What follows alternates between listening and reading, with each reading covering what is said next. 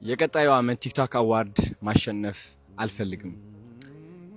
ጋይስ ይህ ቪዲዮ ልብ ብላችሁ እንድትሰሙ ትፈልጋለሁ። ምክንያቱም ዛሬ እግዚአብሔር ትልቅ መልእክት አድርሶልኛል በልቤ።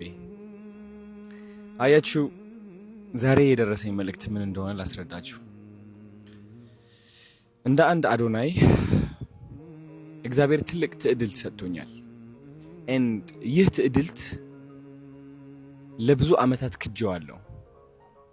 ይህ ትዕድልት ምንድነው ብላችሁ ልትጠይቁ ትችላላችሁ። እኔም አንዳንዴ ግራ ይገባኛል። ግን ይህ ትዕድልት ስፈልገው ምላሴ ላይ ያገኘዋለሁ፣ መንፈሴ ላይ ያገኘዋለሁ። ብዙ ሰዎች ስናገር መንፈሳቸው ይነካል፣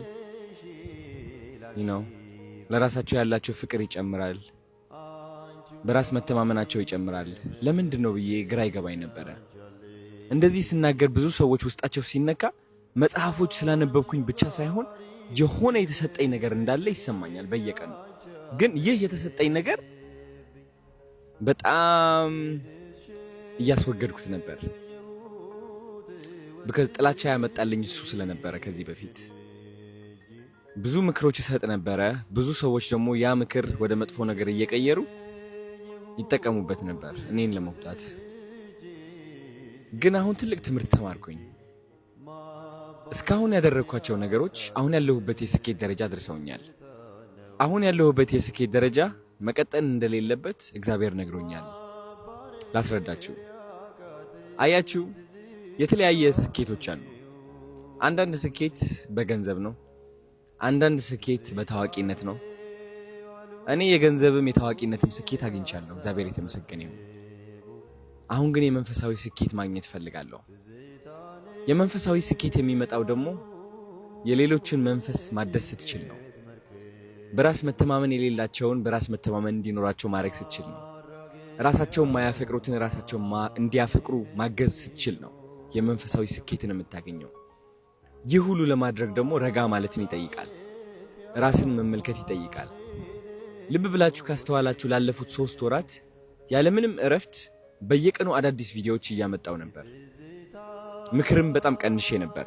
ኦፍ ኮርስ በተግባር እያሳየዋችሁ ነበረ፣ እንዴት ወደ ስኬት መድረስ እንዳለባችሁ እያሳየዋችሁ ነበረ፣ በመናገር ሳይሆን በተግባር። አሁን ግን የምናገርበት ሰዓት ነው። ምክንያቱም አሁን ያለሁበት ደረጃ ለኔ ብቻ ሳይሆን ለእናንተም ግልጽ ሆኖ እንደታየ እርግጠኛ ነኝ።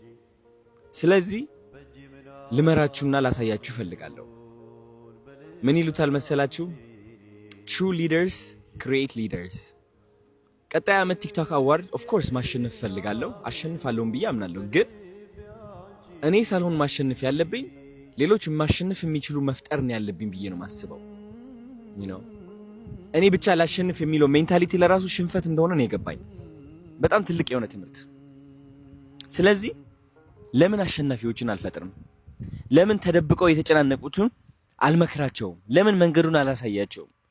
ለምን ሜንቶር አልሆንም? ለምን ኮች አልሆንም? አይ ቲንክ አዶናይ የተፈጠረው እሱ ለመሆን ነው። መንገዳቸውን የጠፋቸው ሰዎች ወደ መንገዳቸውን ለማስገባት እና ከዚህ በኋላ ያሉት ቪዲዮዎቼ የተለዩ ይሆናሉ ላችሁ ፈልጌ ነው። ኦፍ ኮርስ ያን ያህል ቪው ላላገኝ ይችላልው፣ ያን ያህል ቫይራል ላልወጣ ይችላልው። ሜቢ ቲክቶከር ኦፍ ዘ ይር ላላሸንፍ ይችላልው ቀጣይ ዓመት። ግን ዓለማዊ ስኬት ምንም አይደለም ለኔ። ሁሉም አቺቭ አድርጌዋለሁ። በአንድ ቀን ውስጥ 4-5 አዋርድ ማሸነፍ ምን እንደሆነ አውቄዋለሁ። ኦልራይት ያመጣልኝ ምንም ደስታ የለም፣ ምንም ሙሉነት የለም። ግን ያ ስኬት ማግኘት የሚፈልጉን በጣም ብዙ ሰዎች አሉ። አይ ቲንክ ሁላችንም የየራሳችን መንገድ አለን ብዬ አስባለሁ። እንደ አንድ አዶናይ በየዓመቱ ተከታታይ አዋርድ ማሸነፍ አለብኝ ብዬ ቃል የገባሁኝ ሰው ነኝ። ግን አሁን ኦልሞስት ቃሌን እያጠፍኩኝ እንደሆነ ነው እየተሰማኝ ያለው። ግን ቃል ማጠፍ ሳይሆን ሳክሪፋይስ ማድረግ ነው ብዬ ነው ማስበው። እዚህ ደረጃ የደረስኩት የሆነ ነገር ሳክሪፋይስ አድርጌ ነው። አሁን ደግሞ እኔ ብዙ ነገር ሳክሪፋይስ አድርጌ ግን አንድ ትልቅ ነገር አተርፋለሁ፣ መንፈሴን፣ ሙሉነቴን። ስለዚህ ኮች አዶናይ ብላችሁ ጥሩኝ።